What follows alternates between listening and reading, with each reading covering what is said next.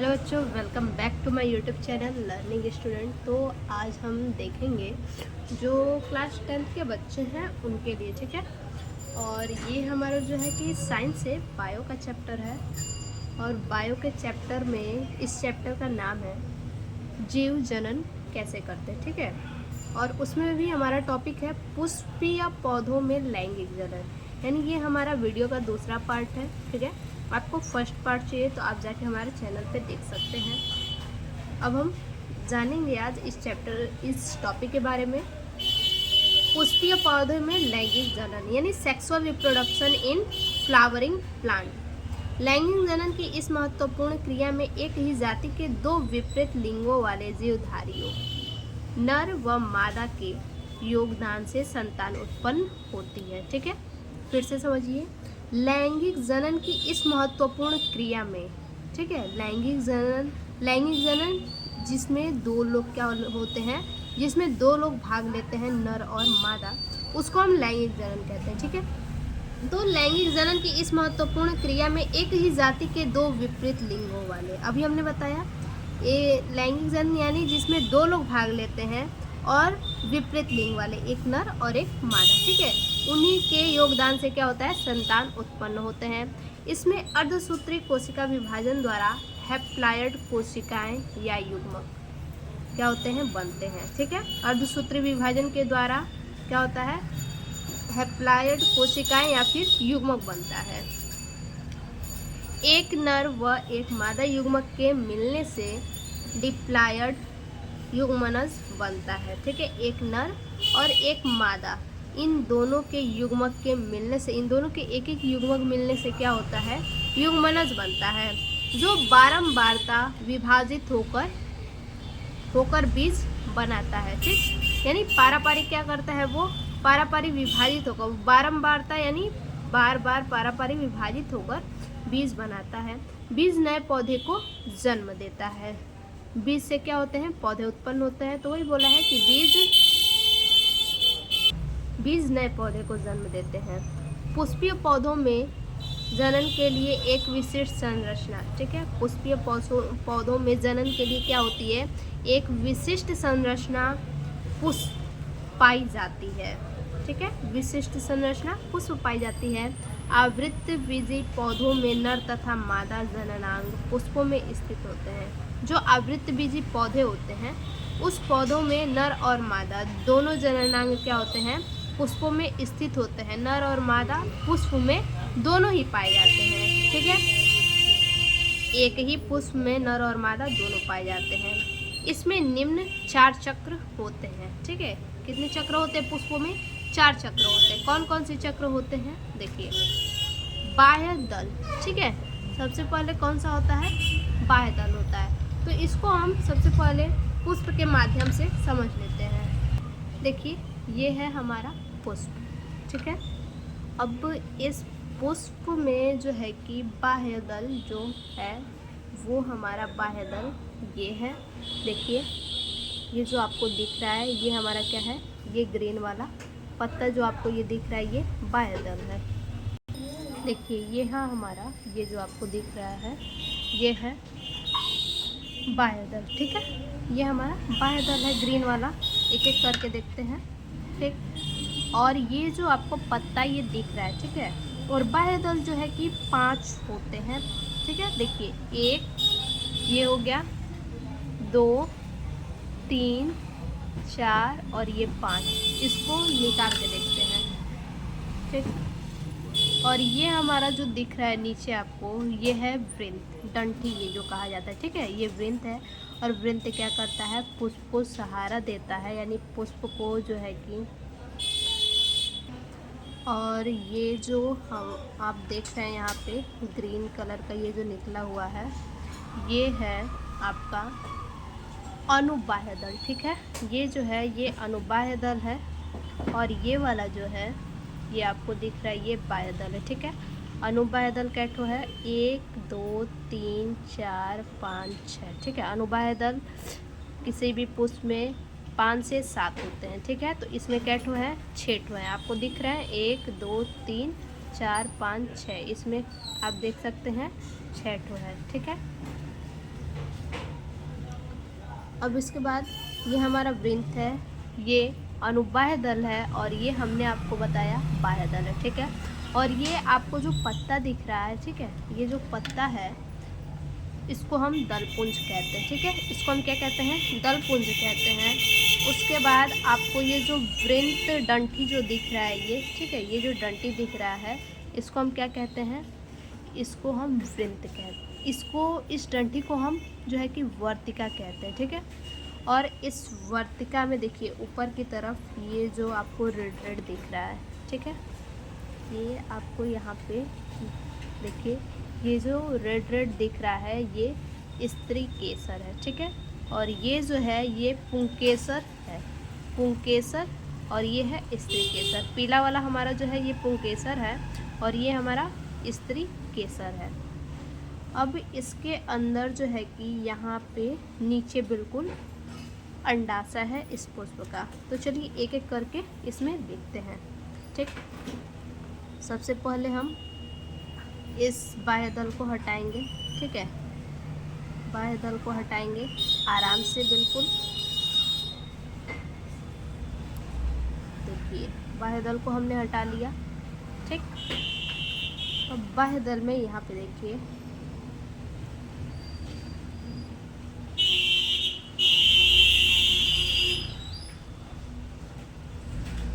आसानी से धीरे धीरे करके हटाएंगे, ठीक है।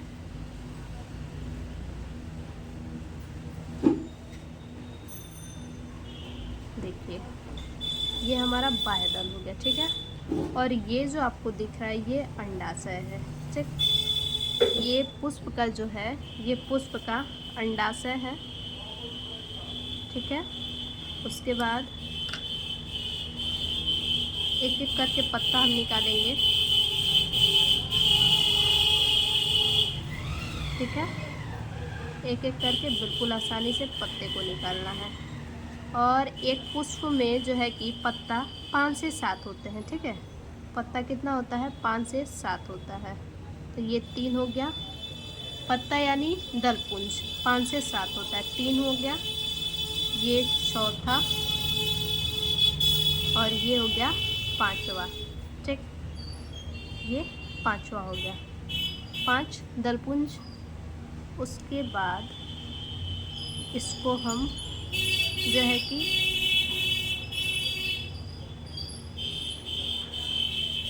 देखिए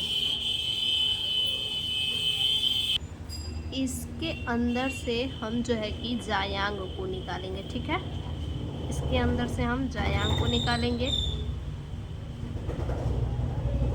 देखिए ये हमारा जो है ये पूरा हमारा कहलाता है मोनोडेल्फस पुंकेसर, ठीक है। ये तो हमारा पुंकेसर है और इस पूरे भाग को हम क्या कहते हैं? मोनोडेल्फस पुंकेसर। ये जो स्त्री केसर है वो बिल्कुल जो है कि अलग हो जाएगा, ठीक है।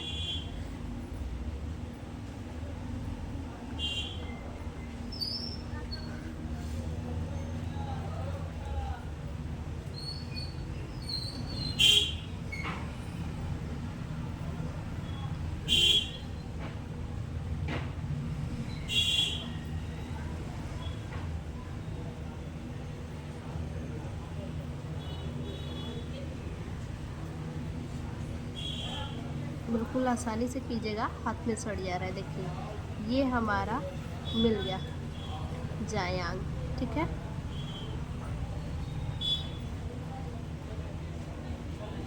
ये हमारा पूरा भाग जायांग मिल गया, ठीक। और ये जो ऊपर का आपको दिख रहा है ये है स्त्री केसर। स्त्री केसर 5 होते हैं, देखिए आपको दिख रहे होंगे। स्त्री केसर कितने हैं? 5 हैं, ठीक है। स्त्री केसर 5 होते हैं, 1 2 3 4 5, ठीक है। स्त्री केसर 5 होते हैं। और ये जो नीचे का पूरा भाग है ये हमारा जायांग है, ठीक।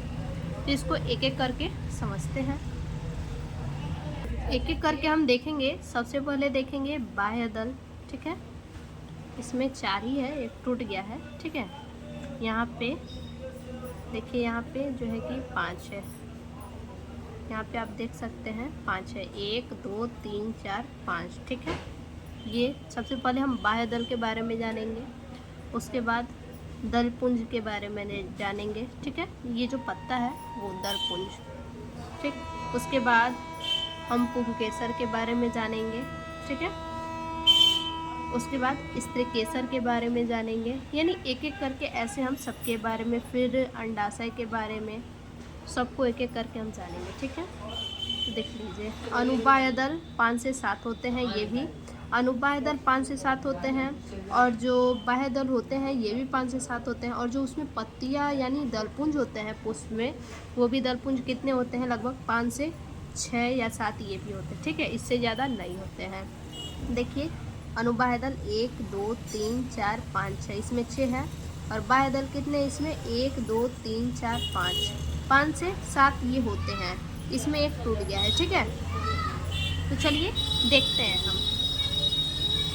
देखिए, बाह्य दल पुंज, ठीक है, यानी कैलैक्स। बाह्य दल पुंज पुष्पासन पर सबसे बाहरी की ओर स्थित होते हैं, ठीक है। बाह्य दल पुंज कहाँ होते हैं, पुष्पासन पर सबसे बाहरी ओर। अभी हमने आपको दिखाया सबसे बाहर ये क्या होते हैं, स्थित होते हैं। हरे रंग का पत्ती सदृश रचनाओं का यह चक्र पुष्प के भीतरी चक्रों की रक्षा तथा भोजन का निर्माण करते हैं, ठीक है। यानी ये जो अभी हमने आपको बोला, क्या चीज़, ये जो बाह्य दल है, ठीक है, ये जो बाह्य दल है ये हरे रंग की पत्ती है, ठीक है। हरे रंग की पत्ती सदृश रचनाओं का यह चक्र पुष्प के भीतरी चक्रों की रक्षा तथा भोजन का निर्माण करता है। ये क्या करता है, पुष्प के भीतरी जो चक्र होते हैं उसकी ये रक्षा करता है, और क्या करता है, भोजन का निर्माण करता है। इसके एक भाग को बाह्य दल कहते हैं, यानी इसके एक भाग को हम क्या कहते हैं, बाह्य दल कहते हैं, ठीक है। हम आगे देखते हैं दलपुंज। दलपुंज यानी जो अभी हमने आपको बताया पत्ती, अब हम इसके बारे में देखेंगे। ये क्या है, हमारा दलपुंज है, ठीक है। तो इस दलपुंज के बारे में देखेंगे। देखिए, कोरोला, यह पुष्प का दूसरा घेरा होता है, ठीक। ये पुष्प का दूसरा घेरा होता है, जो प्रायः रंगीन होते हैं। कैसे होते हैं, रंगीन होते हैं। देखिए, ये जो पुष्प होते हैं, हमने पुष्प में जो है कि अड़हुल जिसको कहते हैं उसको हमने लिया है, ठीक है। तो ये लाल भी होते हैं, गुलाबी भी होते हैं, पीला भी होते हैं, यानी कई कलर के होते हैं, ठीक है। इसलिए बोला है क्या चीज़, प्रायः रंगीन होते हैं, तथा परागण की क्रिया के लिए कीटों को आकर्षित करते हैं। ये क्या करते हैं, परागण जब होता है तो उस टाइम ये क्या करते हैं, कीटों को भी ये आकर्षित करते हैं, ठीक, कीट को आकर्षित करते हैं। इसके एक भाग को दल यानी पेटल कहते हैं। इसके एक भाग को क्या कहते हैं, हम दल कहते हैं। यानी ये जो एक भाग है इसको हम क्या कहते हैं, दल कहते हैं, ठीक है। अब देखिए, आगे है पुमंग, ठीक है। पुमंग के बारे में देखिए, एंड्रीसियम, यह पुष्प का नर जनन अंग कहलाता है। पुमंग यानी जिसको हम पुंकेसर कहते हैं, ठीक है, जिसको हम क्या कहते हैं, पुंकेसर कहते हैं। आप यहाँ देख सकते हैं ये जो पीला वाला भाग है इसको हम जो है कि पुंकेसर कहते हैं, ठीक है। इसको हम क्या कहते हैं, पुंकेसर कहते हैं, ठीक। और ये जो लाल वाला भाग है 5 ठो ऊपर जो निकला होता है इसको हम स्त्री केसर कहते हैं, ठीक है। तो अभी हम देखेंगे पुमंग के बारे में। ये जो पीला वाला आपको दिख रहा है, ठीक, यह पुष्प का नर जनन अंग कहलाता है। पुष्प का क्या कहलाता है, नर जनन अंग, यानी इसको पुंकेसर भी कहते हैं। इसके प्रत्येक इकाई को पुंकेसर, ठीक है। अभी क्या बोल रहा है कि प्रत्येक इकाई को पुंकेसर, यानी जो पीला वाला भाग है उसको हम पुंकेसर कहते हैं। प्रत्येक पुष्प के पुंकेसर का ऊपरी फूला हुआ भाग पराग कोष तथा निचला भाग पुतंतु, ठीक है। प्रत्येक पुष्प के पुंकेसर का ऊपरी फूला हुआ भाग क्या कहलाता है, पराग कोष कहलाता है, ठीक है। और निचला भाग क्या कहलाता है, पुतंतु कहलाता है। यानी देखिए, इसमें जो ऊपर का यहाँ पे फूला हुआ भाग है ये आपको दिख रहा है, फूला हुआ भाग, ठीक है। ये क्या कहलाता है, प्रत्येक पुष्प के पुंकेसर का ऊपरी फूला हुआ भाग परागकोश, ये यहाँ पे परागकोश कहलाता है। और निचला भाग पुतंतु, और ये जो आपको भाग दिख रहा है पुष्प में, ठीक है, ये जो भाग आपको दिख रहा है पुष्प में, ये पुतंतु कहलाता है। ठीक, पुतंतु यानी फिलामेंट कहलाता है। परागकोश पुतंतु के ऊपर लगे होते हैं। ठीक है, जो परागकोश होते हैं वो कहाँ लगे होते हैं? पुतंतु के ऊपर। ये तो हमारा पुतंतु है और ऊपर यहाँ पे थोड़ा ज़्यादा फूला हुआ है। ठीक है, तो ये हमारा क्या है? ये जो हमारा है ये यहाँ पे परागकोश है। ठीक है,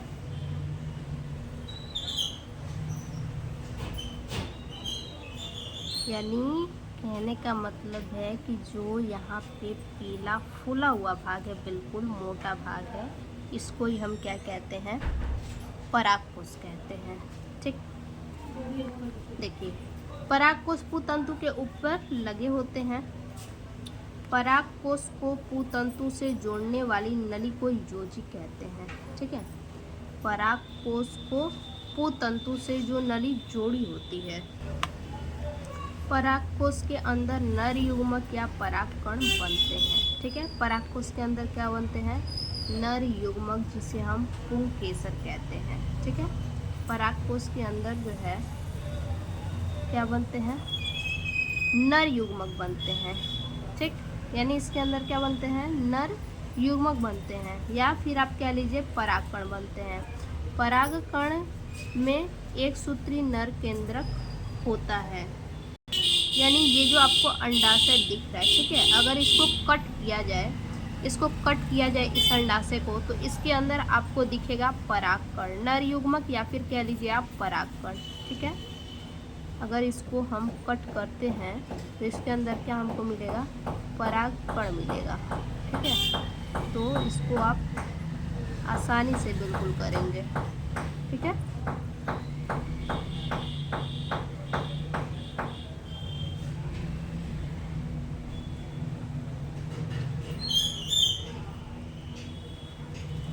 देखिए, इसके अंदर शायद ही आपको दिखेगा, लेकिन मुझे साफ समझ में आ रहा है कि इसके अंदर क्या है? परागकण है। आप भी ऐसे फूल को जो है कि इस प्रकार से फूल के अंदर आप भी देखने की कोशिश कीजिएगा, आपको दिखेगा। इसको आपको मैं निकाल के दिखाती हूँ। ठीक है, देखिए यहाँ पे, ठीक है, यहाँ पे मैं दिखा रही हूँ आप लोग को। देखिए, इस पे लगा हुआ है वाइट वाइट।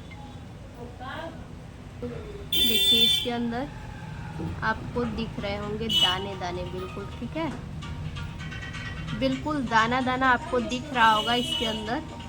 ये देखिए, ये, ठीक है, तो ये जो है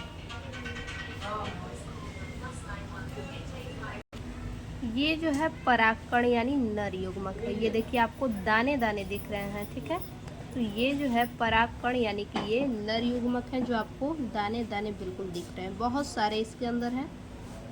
ठीक है, इसके अंदर बहुत सारे हैं, आप देख सकते हैं। ठीक है, इसके अंदर दाने दाने यानी नर युग्मक, ये क्या है? ये जो आपको दाने दाने दिख रहे हैं अंडाशय के अंदर, ये नर युग्मक अर्थात परागकण है। परागकण में एक सूत्री नर केंद्रक होता है। ठीक है, इसके अंदर क्या होता है? एक सूत्री नर केंद्रक होता है। आगे हम देखेंगे जायांग के बारे में। ये जो दिख रहा है ये पूरा भाग जो है कि जायांग है। ठीक है, जायांग, ये पूरा भाग बीच का ये पूरा जायांग है। तो इसके बारे में हम देखेंगे। जायांग या फिर स्त्री केसर। ठीक है, स्त्री केसर क्या है? देखिए, ये पूरा जो है आपको दिखा देते हैं। ठीक है, ये देखिए, ये 5 जो आपको दिख रहा है, हमने दिखाया ये 5, ये स्त्री केसर है। और साथ ही साथ ये पूरे भाग को हम क्या कहते हैं? जायांग कहते हैं। ठीक है, इस पूरे भाग को जायांग कहते हैं, जिसमें कि स्त्री केसर भी है यहाँ पे। तो देखिए, यह पुष्प का मादा जनन अंग है। ठीक है, ये पुष्प का क्या होता है? ये पुष्प का जो है कि मादा जनन अंग होता है। ठीक, ये पुष्प का जो है कि मादा जनन अंग होता है। इसकी इकाई को अंडप कार्पेल कहते हैं। इसकी इकाई को क्या कहते हैं? अंडप यानी कार्पेल कहते हैं। इसके 3 भाग होते हैं, आधारीय भाग, अंडाशय। आधारीय भाग क्या होता है? अंडाशय होता है, ठीक है। अंडाशय क्या है देखिए,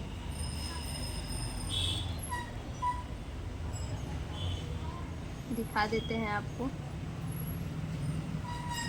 देखिए यहाँ पे अंडाशय है, ये आपको जो गोल भाग दिख रहा है, जो अभी हमने आपको यहाँ पे दिखाया, जिसके अंदर क्या है? नर युग्मक है या फिर आप कह लीजिए परागकण है, ठीक है। तो वही ये अंडाशय है। देखिए इसके 3 भाग होते हैं, आधारीय भाग अंडाशय, मध्य भाग वर्तिका, ठीक है। मध्य भाग क्या होता है? वर्तिका होता है। तो ये जो भाग आपको दिख रहा है लंबा सा सफ़ेद सफ़ेद, ये वर्तिका है, तथा स्वतंत्र छोर वाला भाग वर्तिकाग्र कहलाता है, ठीक है। छोर वाला भाग यहाँ, यानी यहाँ पे जो सब कलेक्ट है यहाँ पे, ये आपका वर्तिकाग्र कहलाता है। ये जो कत्थई कत्थई आपको बिल्कुल यहाँ पे दिख रहा है, ये वर्तिकाग्र कहलाता है, ठीक है। बस ऊपर का फूला हुआ भाग ये वर्तिकाग्र कहलाता है। ये आपका डंठी जो दिख रहा है ये वर्तिका कहलाता है। और इसके नीचे अभी हमने आपको दिखाया क्या था? अंडाशय, ठीक है। यहाँ पे ये हमारा अंडाशय से जुड़ा होता है, ठीक। तो हमने अंडाशय, मध्य भाग वर्तिका भी देख लिया और स्वतंत्र छोर वाला भाग वर्तिकाग्र भी देख लिया, ठीक है। ये क्या है? वर्तिकाग्र है। आगे फिर से एक बार समझिए, ये हमारा जो आपका वाइट वाला लाइन दिख रहा है ये आपका वर्तिका है, ठीक है। ये वर्तिका है। कत्थई वाला फुला हुआ भाग वर्तिकाग्र है और यहाँ पे क्या है? अंडाशय है, ठीक। यहाँ पे अंडाशय है वाला भाग वर्तिकाग्र कहलाता है, ठीक है। स्वतंत्र छोर वाला भाग वर्तिका, स्वतंत्र बोला है वो, यहाँ पे आके क्या हो गया? बिल्कुल स्वतंत्र हो गया है ये, इसीलिए ये क्या है? वर्तिकाग्र है। अंडाशय पुष्पासन से लगा चौड़ा हुआ फूला हुआ भाग होता है, ठीक है। और ये जो अंडाशय होता है यहाँ पे, ठीक है, ये जो अंडाशय होता है ये बिल्कुल चौड़ा होता है और ये फूला हुआ भाग होता है। देखिए ये यहाँ पर अंडाशय है, यहाँ पे फूला हुआ है, ठीक है। चौड़ा है और बिल्कुल क्या है? फूला हुआ है। और इसके अंदर अनेक छोटी छोटी संरचनाएं होती हैं, ठीक है, जिसे हम क्या कहते हैं? बीजांड कहते हैं। देखिए फूले हुए भाग को हमने क्या किया? काट दिया और काट के आपको दिखाया कि इसके अंदर क्या है? छोटी छोटी बीज दिख रही हैं आपको, ठीक है। बिल्कुल महीन महीन बीजें आपको दिख रही हैं, जो कि ये क्या है? ये बीज जो है ये बीजांड कहलाता है, ठीक है। ये क्या कहलाता है? ये बीज बीजांड कहलाता है। देखिए बिल्कुल छोटा छोटा आपको यहाँ पे दिख रहा होगा, तो ये सब बीजांड है। इसमें अनेक छोटी छोटी संरचनाएं होती हैं जिन्हें बीजांड कहते हैं, यानी ओव्यूल्स कहते हैं। बीजांड से बीज तथा अंडाशय से फल भित्ति बनती है। बीजांड से क्या बनता है? बीज बनता है। जो अभी हमने बीजांड आपको दिखाया उसके वो जो बीज था उससे क्या बनता है? बीजांड से बीज बनता है। और अंडाशय से क्या बनती है? फल भित्ति बनती है, ठीक है। अंडाशय से क्या बनती है? फल भित्ति बनती है। बीज तथा फल भित्ति मिलकर बीज तथा फल भित्ति मिलकर फल बनता है, ठीक है। बीज और फल भित्ति ये दोनों मिलकर क्या करते हैं? फल बनाते हैं, ठीक है। आगे है वर्तिका। वर्तिका के बारे में जानेंगे, ठीक।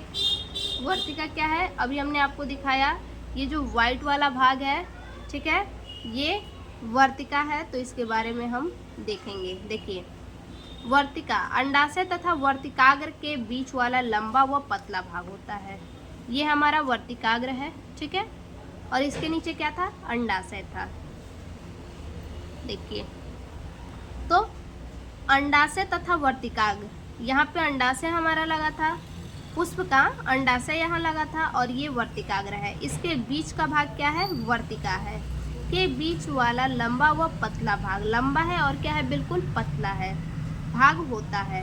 अब क्या है? वर्तिकाग्र। वर्तिकाग्र का सबसे ऊपर वाला भाग तथा चिपचिपा भाग होता है। देखिए वर्तिकाग्र ये है, अगर इसको छुआ जाए तो क्या होता है? चिपचिपा होता है, बिल्कुल हाथ में सड़ जाता है, ठीक है। देखिए ये जो है कि हाथ में बिल्कुल सड़ जाता है, ठीक। तो यही क्या है, वर्तिकाग्र है। ठीक, ये बिल्कुल ऊपर वाला भाग क्या है, ये जो 5 है ये ऊपर वाला भाग बिल्कुल वर्तिकाग्र है, जिसे हम क्या कहते हैं, स्त्री केसर भी कहते हैं। ठीक है, अब आगे देखिए, परागकण के समय सबसे पहले परागण यहीं पर आते हैं। देखिए जब परागण होता है, ठीक है, जब परागण होता है तो परागकण कहाँ पे आते हैं, यहीं पे आते हैं। ठीक है, ये जो पुंकेसर है, ठीक है, ये आपको पुंकेसर जो दिख रहा है, ये क्या होता है, जब हवा चलता है या फिर मधुमक्खी कीटों के द्वारा ये पुंकेसर कहाँ जाता है, स्त्री केसर से, स्त्री केसर से क्या हो जाता है, मिल जाता है। तो ये क्या करता है, फिर ये अपना, देखिए परागण के समय सबसे पहले परागकण यहीं पर आता है। परागकण कहाँ पे आता है, यहीं पे आता है। जाहिर सी बात है ये स्त्री केसर है, तो जो पुंकेसर है वो यहीं पर ही आएगा। ठीक है, आगे है जनन की प्रक्रिया। ठीक है, प्रोसीड्यूर ऑफ रिप्रोडक्शन।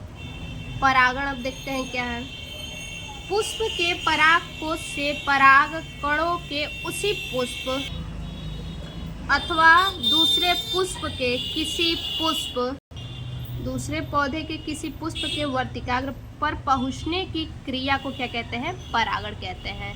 आप सिंपल से भाषा में कह सकते हैं कि पराग कणों का वर्तिकाग्र तक पहुंचना ही परागण कहलाता है। ठीक है, पराग कणों का वर्तिकाग्र तक पहुंचना परागण कहलाता है। ठीक है, देखिए जैसे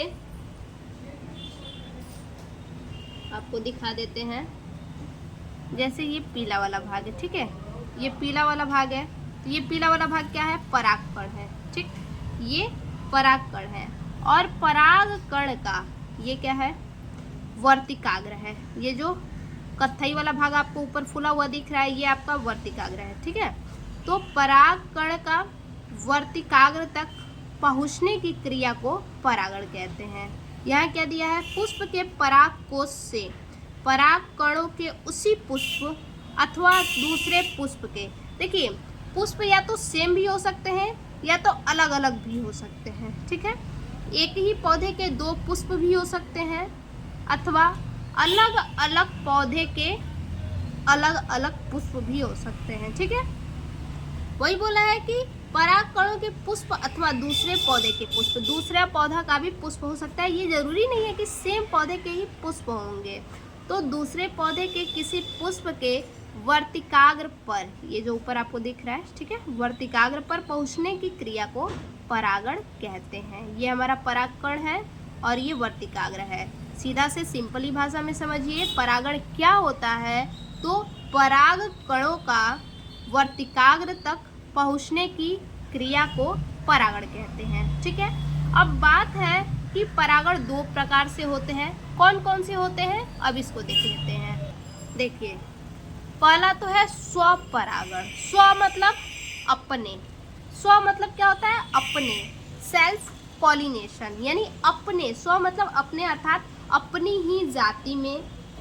ठीक है, अपनी ही जाति में। तो देखिए एक ही पुष्प के पराग कणों के उसी पुष्प के या उसी पुष्प के अन्य, उसी पौधे के अन्य पुष्प के वर्तिकाग्र पर पहुंचने की क्रिया को स्वपरागण कहते हैं। यानी सीधा समझिए क्या कह रहा है, एक ही पुष्प के पराग कणों के, जैसे एक ही पुष्प का क्या है, परागकण है। ठीक है, एक ही पुष्प का परागकण है या उसी पराग कणों के उसी पुष्प के, जिस पुष्प का परागकण है उसी से क्या है, दूसरा भी पुष्प है, या तो उसी पुष्प के या उसी पौधे के अन्य पुष्प के वर्तिकाग्र पर। यानी ये क्या है, एक पौधे से जो है कि पुष्प है। ठीक है, एक पौधे से मान लीजिए क्या है, यहाँ पे पुष्प है। मुझे फूल बनाने तो नहीं आता है, बस ऐसे ही मैं बता दे रही हूँ आप लोग को। ठीक है,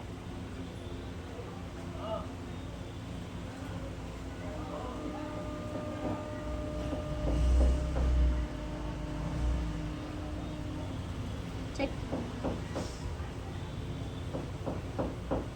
मान लीजिए कोई फूल है, ठीक है, तो इसमें से एक फूल इधर है और एक फूल इधर भी निकला हुआ है, ठीक है। सेम फूल वही है, अलग अलग मत समझिएगा, फूल वही है, ठीक।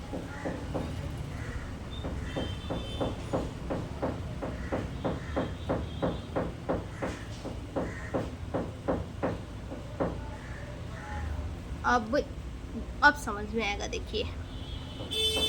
स्वपरागण, एक ही पुष्प के पराग कणों के, एक ही पुष्प के जो पराग कण है, ये जो पराग कण है, ठीक है, ये जो पीला वाला भाग है ये क्या है, पराग कण, ठीक। एक ही पुष्प के पराग कण इसी पौधे के पुष्प के वर्तिकाग्र पर पहुंचे या फिर इसी पौधे का जो है कि दूसरा, इसी पुष्प का दूसरा पौधा है, ठीक है। सेम इसी पुष्प का ये दूसरा पौधा है,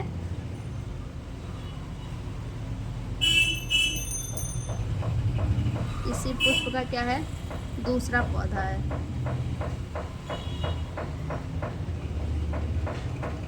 ठीक।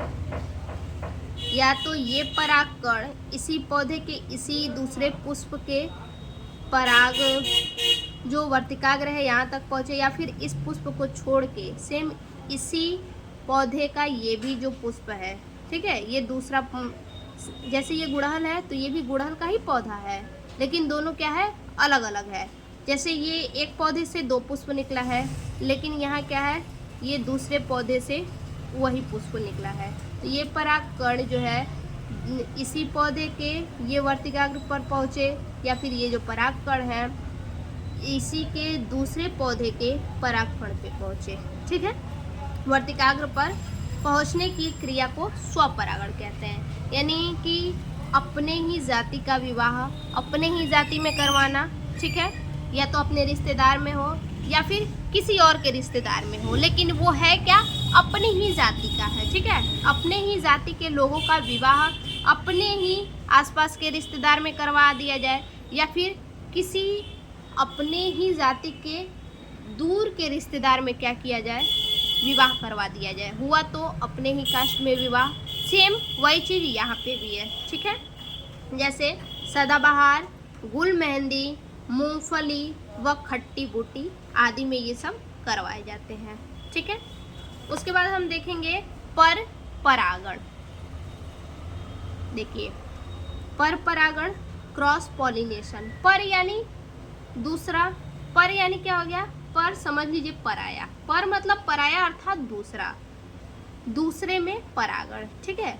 एक पुष्प के पराग कणों के उसी जाति के किसी दूसरे पौधे पर लगे पुष्प के वर्तिकाग्र पर पहुंचने की क्रिया को पर परागण कहते हैं।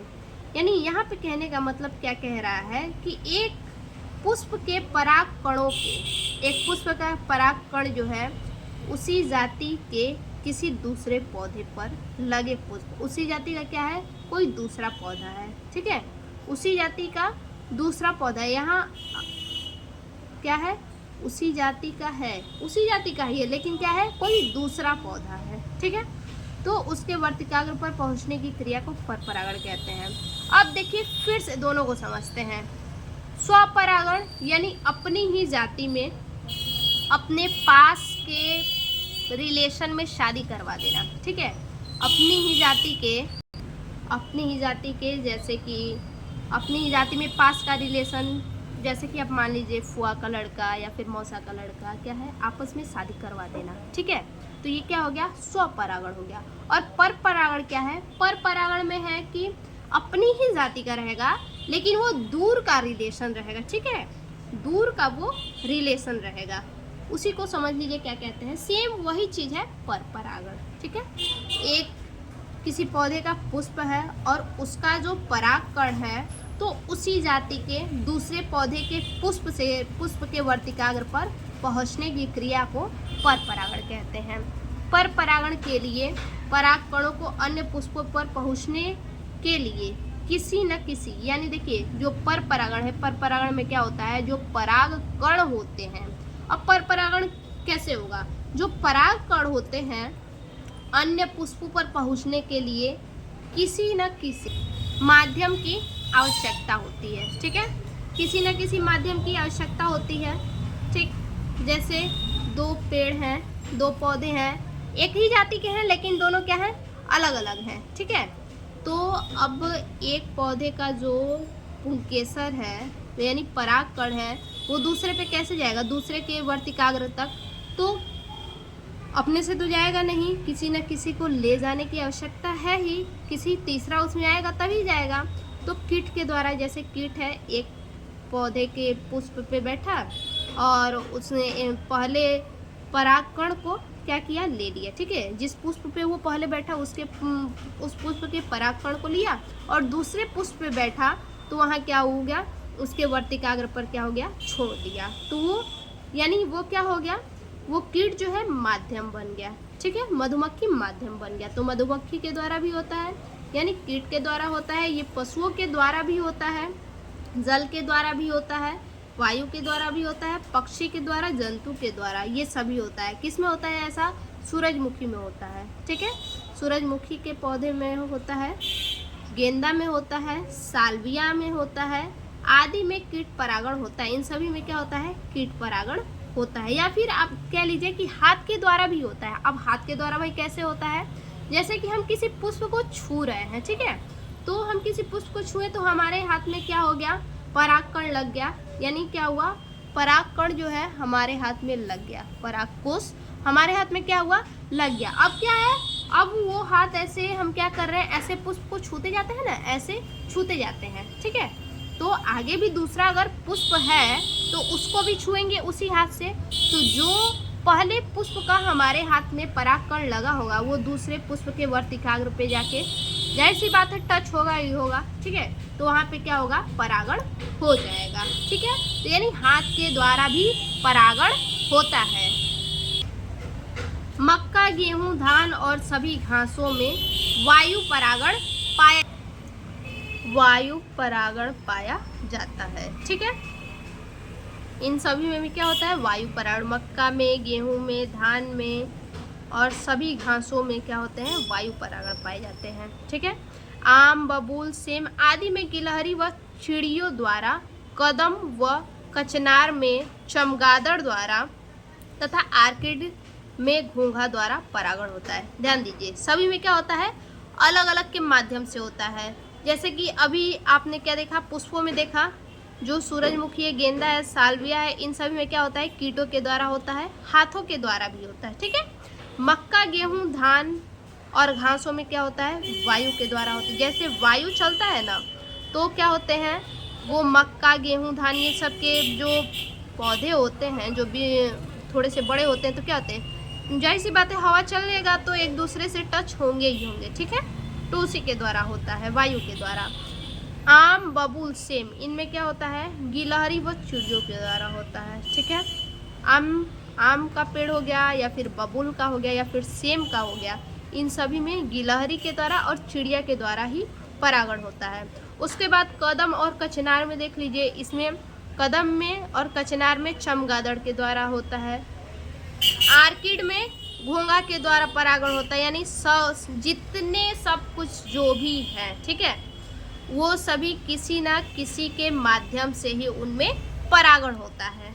ठीक है, अब देखिए आगे देखेंगे परागकण का अंकुरण तथा पराग नलिका। ठीक है, परागकण का अंकुरण और पराग नलिका देखेंगे। देखिए,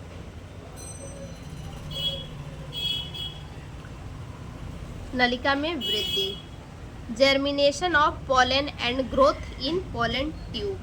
ठीक है, देखिए,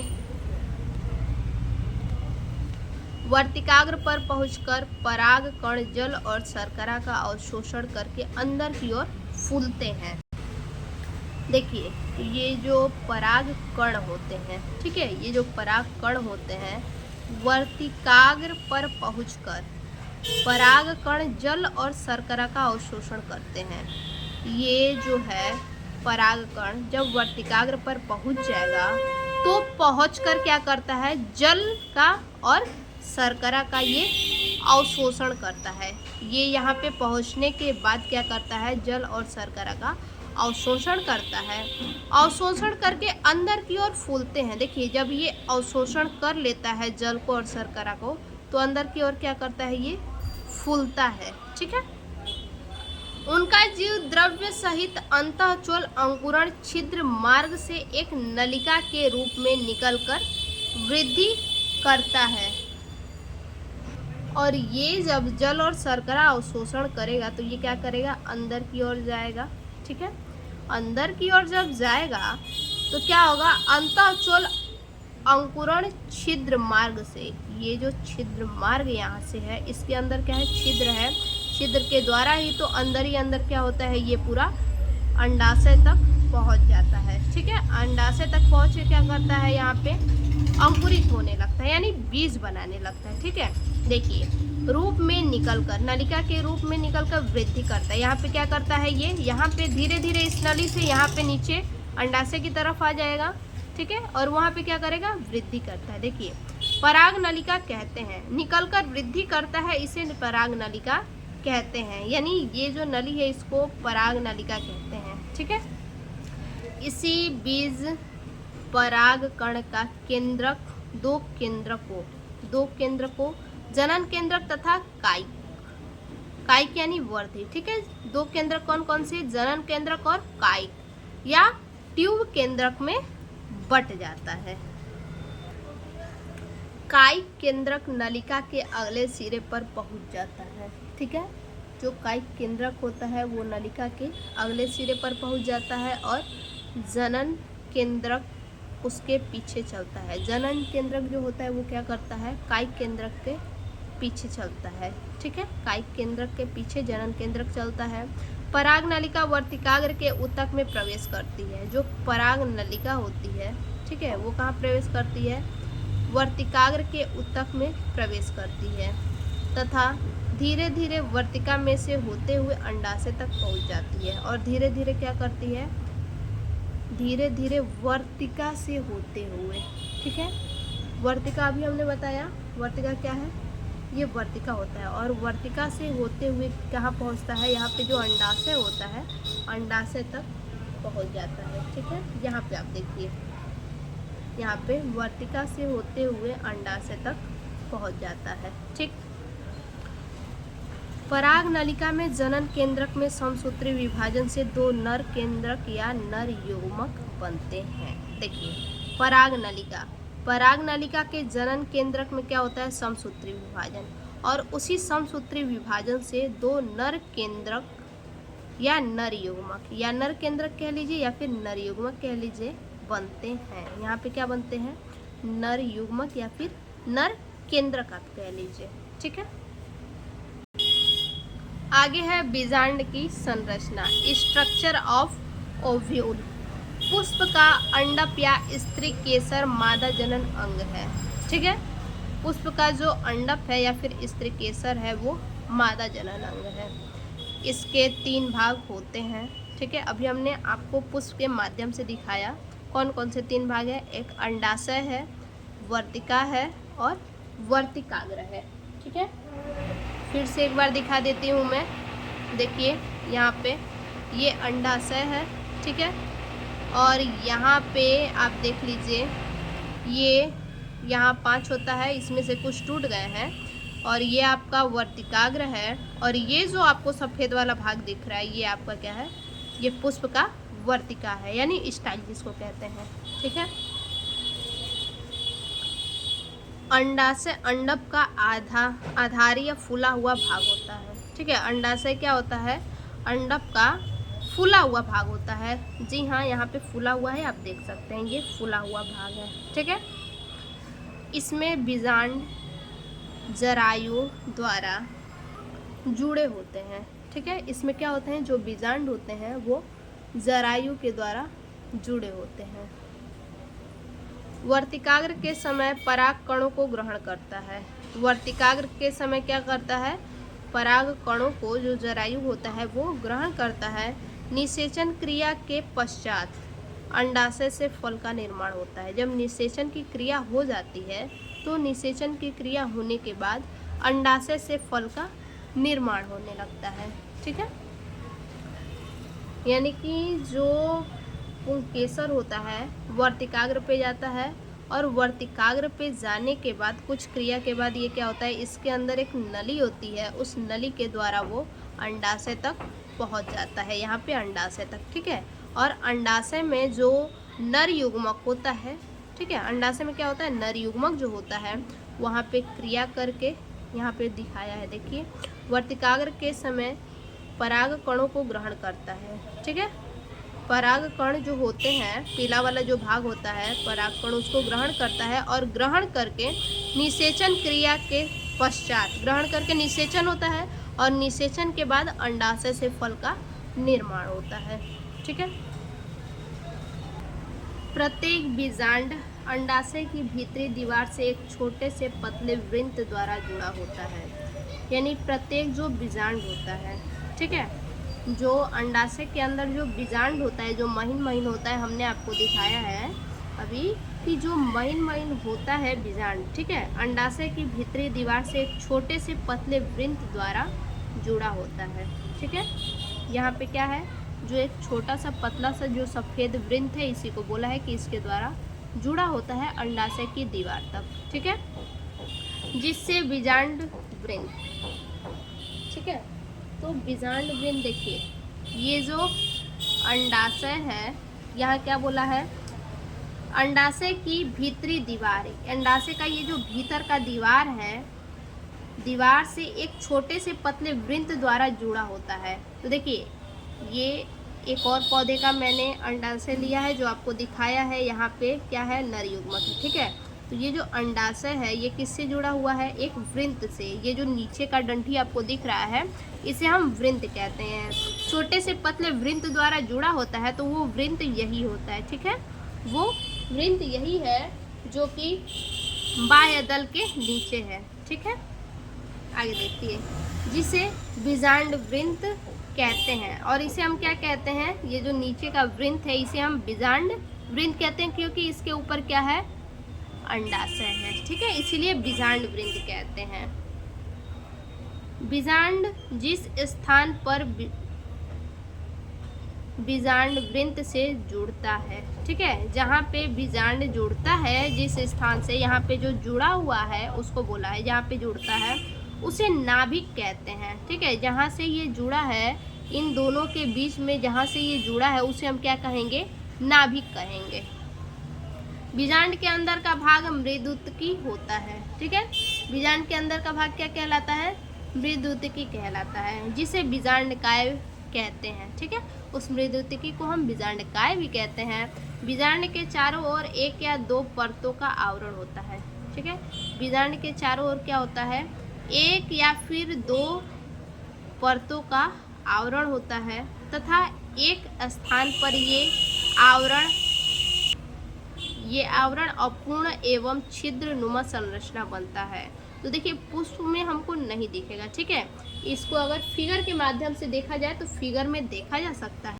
देखिए, फिगर के माध्यम से ये कैठो घेरे से बना हुआ है, ये हाइलम है, केंद्रक है, ठीक है, भ्रूणकोश है, बाह्य आवरण है, बीजांड द्वार है, यानी आपको जो है फिगर में ही आपको दिखेगा, ठीक है, परतों का आवरण होता है, तथा एक स्थान पर ये आवरण अपूर्ण एवं छिद्रनुमा संरचना बनाता है, जिसे बीजांड द्वार कहते हैं। बीजांड द्वार की और बीजांडकाय के अंदर स्थित एक थैली नुमा संरचना होती है, जिसे भ्रूणकोश एम्ब्रियो सैक कहते हैं।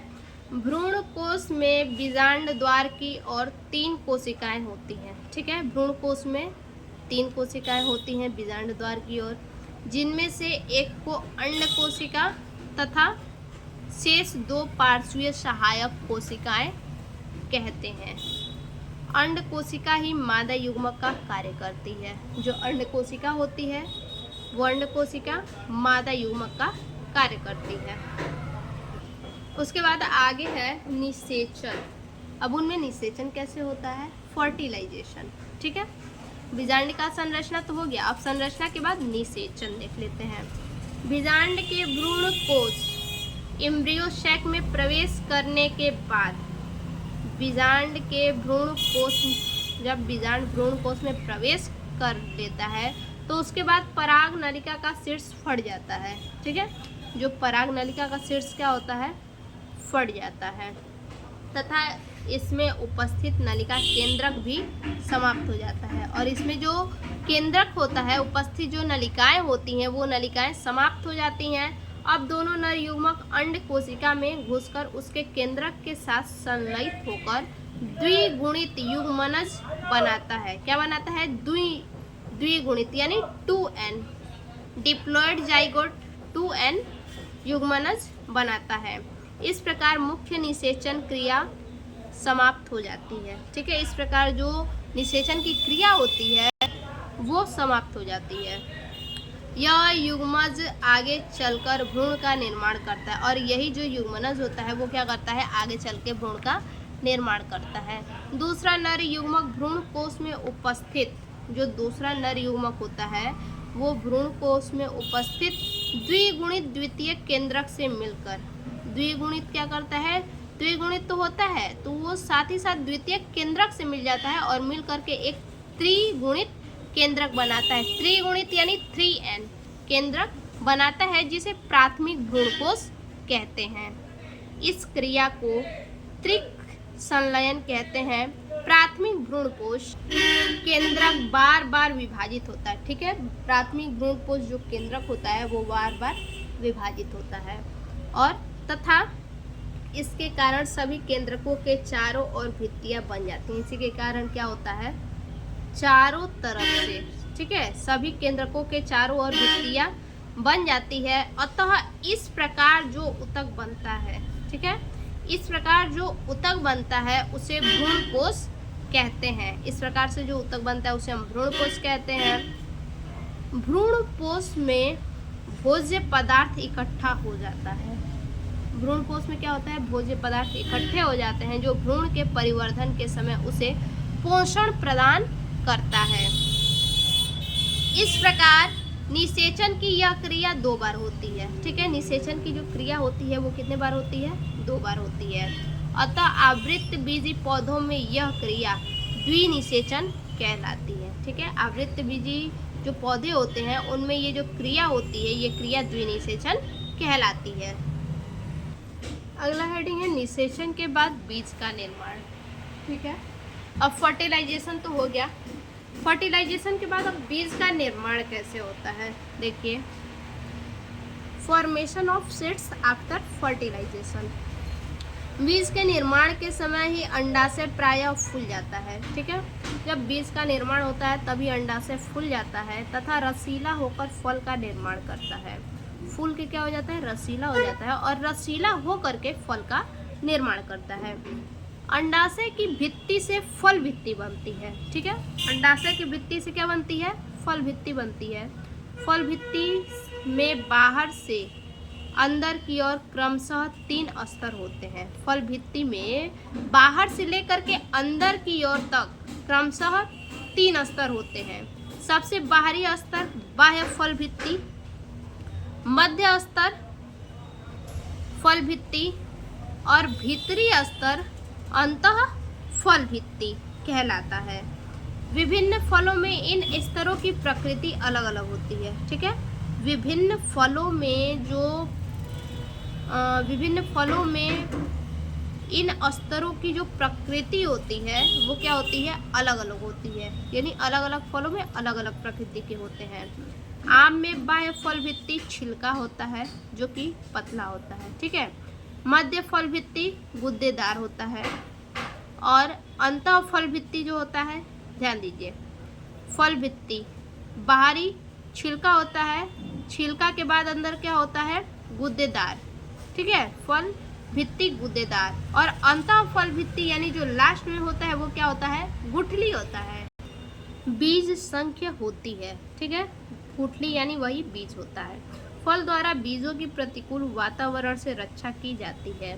जल, वायु तथा जंतुओं के माध्यम से फल बीजों को दूर दूर तक फैलाते हैं। जल, वायु और जंतुओं के माध्यम से फल क्या होते हैं, फल जो होते हैं बीजों को दूर दूर तक फैलाते हैं।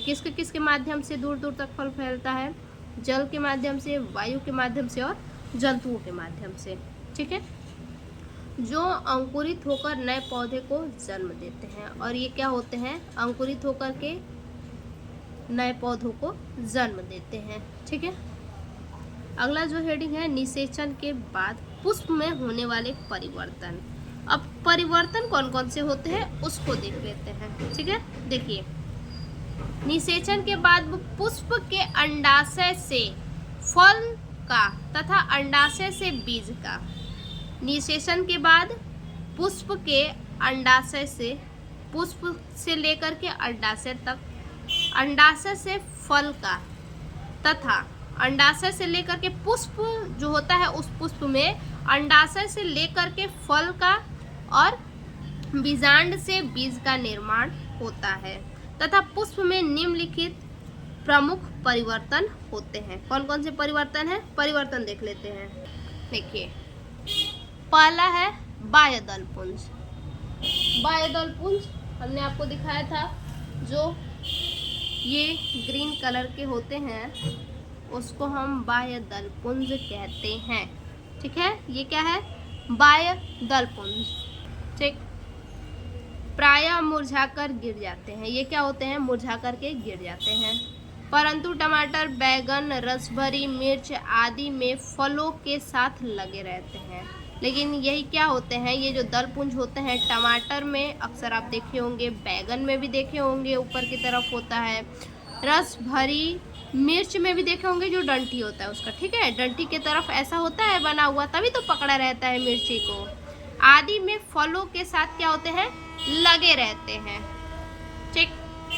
उसके बाद दलपुंज, दलपुंज को देखते हैं हम। ये है दलपुंज, ठीक है।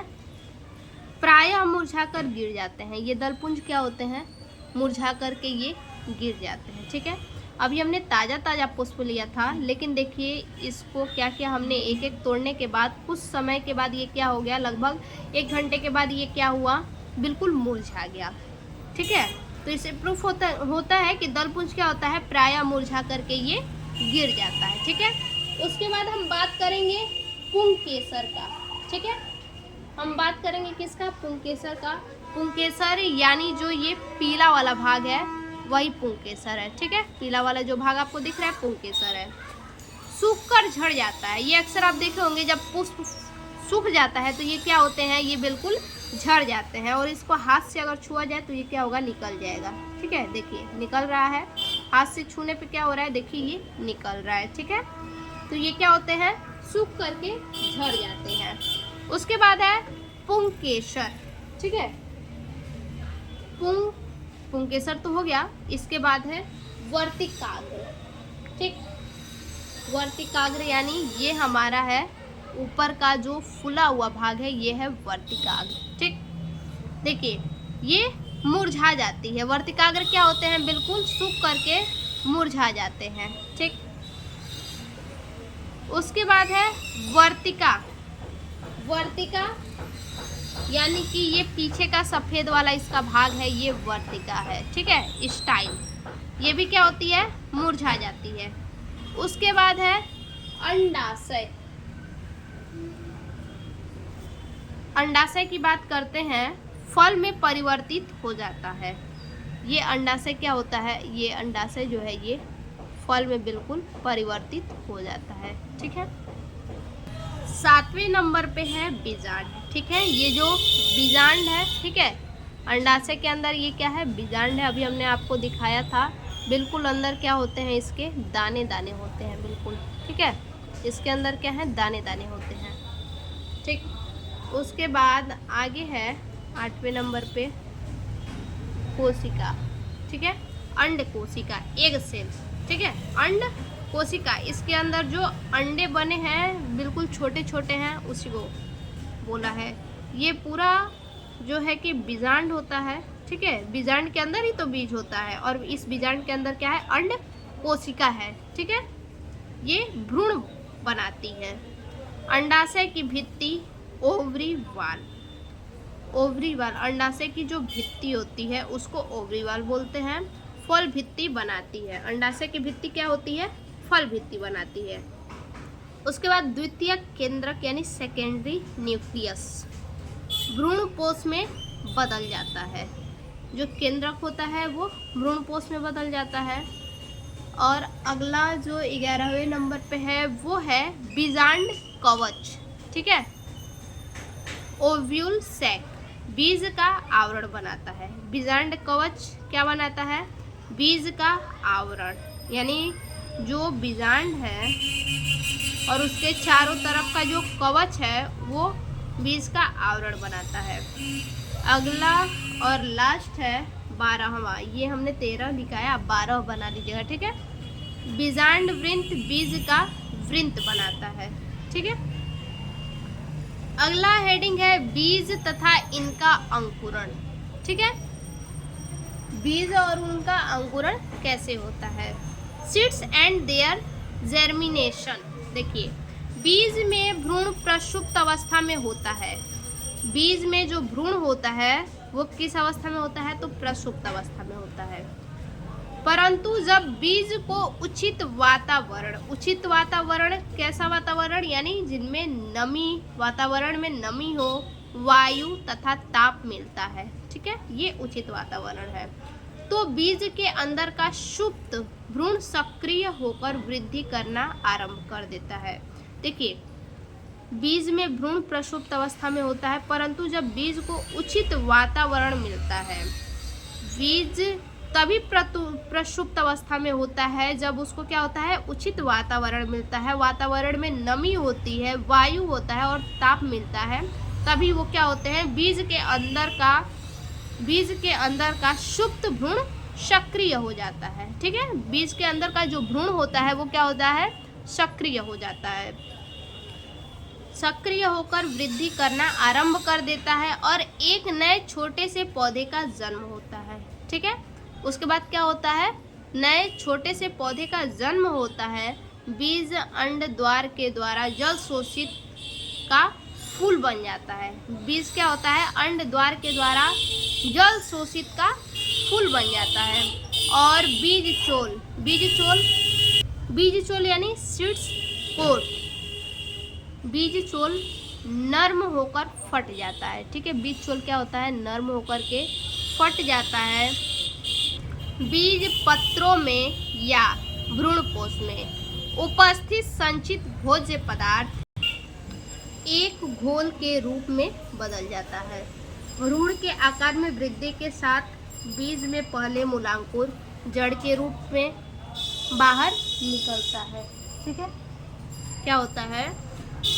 भ्रूण में आकर वृद्धि के साथ, भ्रूण में क्या होता है? भ्रूण में आ जाता है और भ्रूण में आकर के वृद्धि होता है और वृद्धि के साथ बीज से पहले मूलांकुर जड़ के रूप में बाहर निकलता है, ठीक है। पहले किसके रूप में? जड़ के रूप में बाहर निकलता है और नीचे मिट्टी की ओर बढ़ना प्रारंभ कर देता है। जड़ क्या होता है? नीचे की तरफ जो मिट्टी होती है उसमें जड़ फैलना प्रारंभ कर देता है। फिर प्रांकुर की वृद्धि करके बाहर निकलकर फिर क्या करता है? प्रांकुर की वृद्धि करता है। वृद्धि करने के बाद बाहर निकलता है और बाहर निकलकर ऊपर की ओर बढ़ता है, ठीक है। पहले क्या होता है? किसी भी पौधे का जड़ होता है, जड़ क्या होता है? पहले फैलता है, नीचे की ओर जाता है, ठीक है। नीचे की ओर तो फैल जाता है और फैलने के बाद क्या होता है?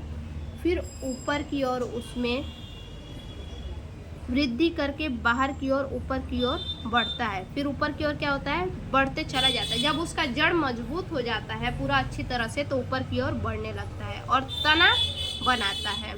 बढ़ के क्या होता है? वो तना बनाता है।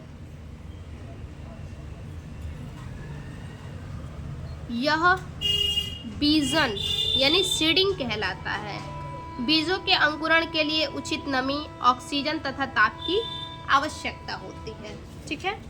तो ये जो है पुष्पों में, ठीक है, लैंगिक जनन, ये टॉपिक हमारा समाप्त हुआ। इसके बाद हम अगले टॉपिक में अगले वीडियो के साथ मिलते हैं, ठीक है। अगला टॉपिक हमारा रहेगा जंतुओं में लैंगिक जनन। तो आज के लिए बस इतना ही। फिर से मिलते हैं अगले एक और नए वीडियो में नए टॉपिक के साथ। तब तक के लिए धन्यवाद।